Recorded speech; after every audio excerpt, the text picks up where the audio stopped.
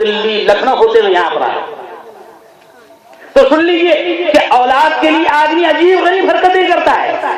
میں نے ایک شخص کو دیکھا کہ اس کے ہاتھ میں ہاتھ پکڑے ہوئے ایک لڑکا ہے اور اس کے بال سے بڑے بڑے ہو گئے. میں نے پوچھا اس کے بال کیوں نکالتے؟ تو بولے مفتی صاحب یہ بڑی منتوں کا ہے، 15 سال کے بعد میں ہوا اور میں نے منت مانگا تھا کہ 15 سال کے بعد ہوا تو جب 15 سال کا ہوا جب بال کاٹوں. ایسے ہی ہے. دیکھا آپ نے کہیں؟ ارے دیکھے گی گاڑی اسٹیکر لگنا کوئی دقت تو کیوں کہہ رہا ہوں؟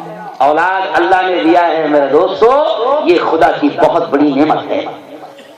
اور یاد رکھو کل قیامت کے دن یہ اولاد کی نعمتوں کے تعلق سے سوال کیا جائے گا.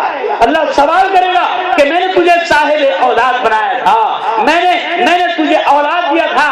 اولاد ایک قیمتی خزانہ ہے، اللہ کی نعمت ہے. اور اللہ اپنے کلام میں یہ بھی فرماتا ہے اور اپنے نبی کی زبان سے احادیث میں یہ بھی فرماتا ہے کہ دیکھو اولاد کا استعمال کیسے کرو. انبیاء نے بھی اولاد مانگی ہے. حضرت ابراہیم دعا کرتے تھے نا، رب هب لي من الصالحین، رب هب لي من الصالحین، اے اللہ مجھے نیک صالح مطیع فرما بردار اولاد عطا فرما. آخری عمر میں اللہ نے اولاد دیا تو انبیاء نے بھی اولاد مانگی ہے. اولاد کا مانگنا کوئی گناہ نہیں ہے. نبیوں نے بھی اولاد مانگی ہے، لیکن سن لو نبیوں نے اولاد اس لیے نہیں مانگی اے اللہ وہ سوئے قدر کی ہے کوئی تمہاری ہے ہر دم ادھر سلاد ہے، مولا کون سنبھالے گا اس کو؟ سمجھ لیا تو کون سنبھالے گا؟ اس لیے نہیں بلکہ قرآن کہتا ہے کہ انبیاء نے اولاد مانگی ہے. اور اولاد کیوں مانگی؟ قرآن خود کہتا ہے اے اللہ مجھے اس لیے اولاد دے جو میرے بعد امام بنے، ہادی بنے، ہدایت کا ذریعہ بنے، میرے مشن کو، میرے میسج کو، میرے سندیش کو، میرے پیغام کو جو میں پہنچا رہا تھا، تو نے جو پیغام مجھے دیا تھا میرے اسی مشن کو چلانے کے لیے مجھے اولاد نصیب فرما. اس لیے انبیاء نے جو اولاد مانگی. اور اولاد جو ہے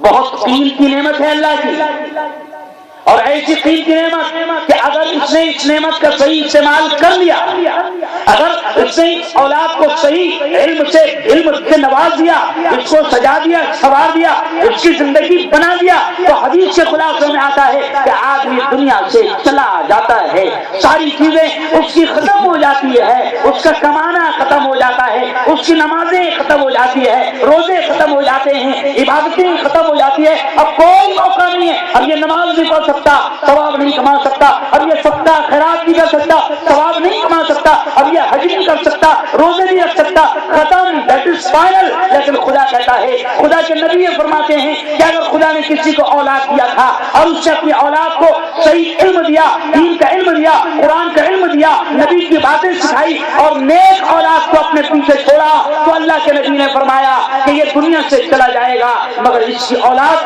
اگر عالم تھی، حافظ تھی، دیندار تھی، اللہ کے دین کو جاننے والی تھی، تو اللہ کے نبی فرماتے ہیں یہ تو دنیا سے چلا جائے گا، اس کی نمازیں ختم، اس کا روزہ ختم، اس کا حج ختم، اس کی زکات ختم، اس کے سب کے خیرات ختم، لیکن نیک اولاد چھوڑ کر گیا تھا.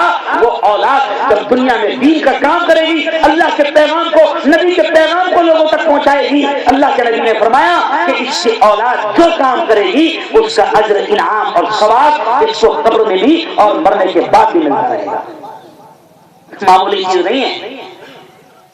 جس طرح اولاد دنیا میں بڑھاپے کا سہارا بنتی ہے نا، اس طرح مرنے کے بعد بھی سہارا بنتی ہے اگر یہ اولاد کی صحیح تربیت کر لی جائے، صحیح تربیت کر لی جائے تو یہ اولاد مرنے